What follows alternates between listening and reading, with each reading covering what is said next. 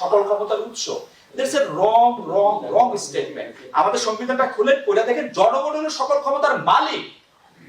উৎস তো দূরে রয়েছে, উৎস মানে কি? জনগণ ক্ষমতার মালিক। You are appointed guys. জনগণের কর্মচারী ডক্টর ইউনূস এতদিন পরে আবার জনগণের কর্মচারী হয়েছে।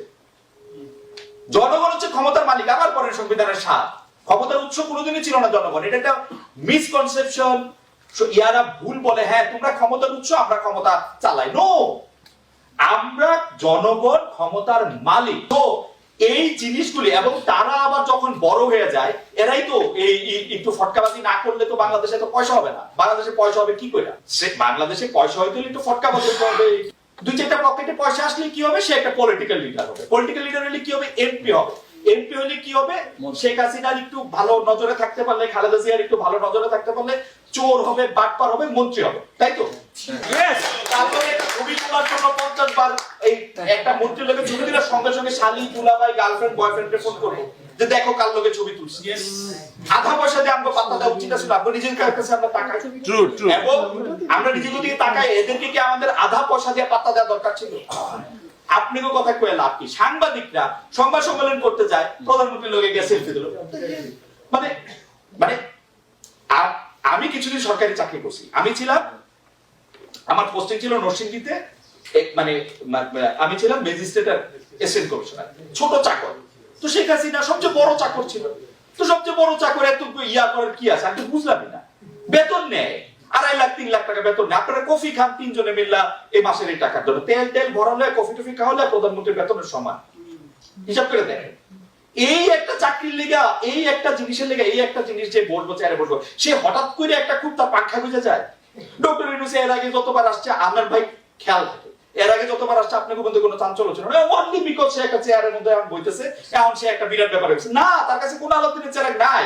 সে নোবেল পাইতে পারে, নোবেল একটা প্রাইজ রে ভাই। আজকে এই যে আমি ঠিকানা গ্রুপ থেকে যদি এখন একটা এত বড় প্রাইজ দিতে পারি, আকাশ ভাই থেকে চান্দা মান্দা নিয়ে বা আপনার থেকে নিয়ে টিয়া, নোবেল প্রাইজ বড় হইতে পারে। 1 কোটি টাকা, 2 কোটি টাকা, 100 কোটি টাকা, এটা প্রাইজ। আমি যেটা কইতে চাইতেছি সেইটা হইলো যে দাবি দেওয়া সব ঠিক আছে, 13টা দাবি দেওয়া, আমি এগুলি আমার লগে আমি জানি না, মানে এবার উনি অনেক ব্যস্ত আছে। আমি তার অফিসে কথা কইছিলাম, যারা তার লগে আসে, একটা সময় হয়তো হইতে পারে যে তার সাথে আমার একটা মানে অন ক্যামেরা না হইলেও অফ ক্যামেরা হয়তো একটু কথা হইতে পারে। আমি আপনাদেরকে কথা দিতে পারি, আপনারা তো ইজ্জত দিয়ে আমার এখানে আনছেন, আমি এই কথাগুলি কইতেও পারি। এবং আমি ডেফিনেটলি জানি, কারণ ওনার লগে আমার কয়েকবার কথা হয়েছে তো, বা আরো লোকজনের সঙ্গে তো আমার কথা হয়। আমি ডেফিনেটলি জানি যে এটা পরিণতি কি হবে। উনি যখন আমারে জিজ্ঞেস করবে যে এটা, আচ্ছা তুমি জানো যে এটা বন্ধ করে দিছিল কি লিখে, তো আমি তখন ওই যে মুখস্থ কত বলে কথা কমু, টিকিট থাকতেও টিকিট বেচে নাই, এই কারণের মধ্যে থেকে পয়সা খাইছে, এই করছে সেই করছে, তো সেগুলি তো চাঁদের থেকে লোক আইসা খায় না, আমি আপনি তো খাইছি। সেকেন্ড হচ্ছে দুর্নীতি। দুর্নীতিটা দূর করতে হলে প্রথম কাজ হচ্ছে এইটাকে সামাজিকভাবে বর্জন করা। সামাজিকভাবে বর্জন করা অর্থ বুঝি, আমার মামা যদি দুর্নীতি করে পয়সা বানায়, তাকে আমার বিয়াতে দাওয়াত না দেওয়া। আমার চাচা যদি দুর্নীতিবাজ হয়, ওই চাচাকে বর্জন করা।